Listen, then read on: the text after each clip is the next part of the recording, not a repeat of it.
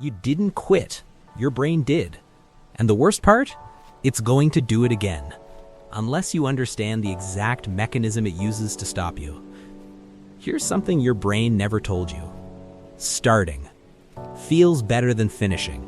Not metaphorically, neurochemically. When you begin something new, a project, a course, a business idea, your brain releases dopamine, but not because you did something, because you imagined doing it. This is called anticipatory dopamine. Your brain gives you the reward before the work, which means by the time the real work begins, the boring, repetitive, unglamorous middle, the reward is already gone. You're not chasing the goal anymore. You're chasing the feeling of starting. And here's where it gets dangerous. Every time you start something and don't finish it, your brain updates its model of you. It quietly labels you starter, not a finisher. And the next time you begin something new, that label is already there. In the background, you don't notice it, but it changes your behavior. You begin already expecting to quit.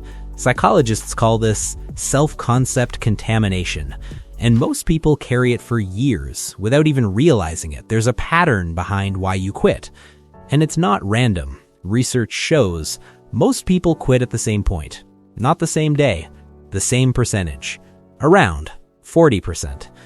At the beginning, everything feels close, exciting, possible. But around 40%, the novelty disappears. The finish line still feels far away, and suddenly, the goal feels harder than before. This is an illusion, but your brain doesn't know that. To your brain, this feels hard, means this is impossible, and that's where most people stop, not because they can't continue, but because their brain convinces them they shouldn't. Motivation doesn't fix this. Motivation is like jet fuel, powerful, but short-lived. What you actually need is a system that survives the dip. Here's the difference between people who quit and people who finish. It's not discipline, it's identity. People who quit think, I want to do this. People who finish think, this is who I am a writer, I am someone who finishes. That small shift changes everything, because your brain is built to stay consistent with your identity. If you believe you're someone who quits, your brain will guide you back to that pattern without you even noticing.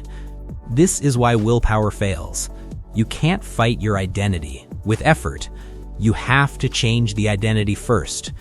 Almost 100 years ago, a psychologist noticed something strange. People remember unfinished tasks better than finished ones. Your brain keeps unfinished things active, open. It wants closure, and that's where most people go wrong. They leave too many things open, too many unfinished tasks, too many ideas, and it creates constant mental noise. But finishers use this differently. They stop before they're done, mid-task, mid-thought, even mid-sentence, because it creates tension. And that tension pulls them back the next day. Their brain wants to finish what it started. And that's the advantage. If you're watching this, and this feels familiar, this isn't a personality flaw, it's a pattern. And patterns can be changed. I've made a follow-up video breaking down the exact system to fix this. If you want that video, you know what to do. So let's build something better. Not motivation, a system. First, define your identity. Not, I want to finish this, say. I am someone who finishes what they start. It might feel fake at first. That's okay, say it anyway. Then, expect the dip, plan for it, name it, put it in your calendar. So when it happens, it doesn't surprise you. Next, stop before you're done. Leave something unfinished. Write down exactly where you stopped, so your brain stays connected to it. And finally, shrink the finish line. Don't focus on the full goal. Focus on the next step. One page, one task, 1% better than yesterday. That's how momentum builds. You didn't quit. Your system failed you. You were taught motivation instead of structure, inspiration instead of design.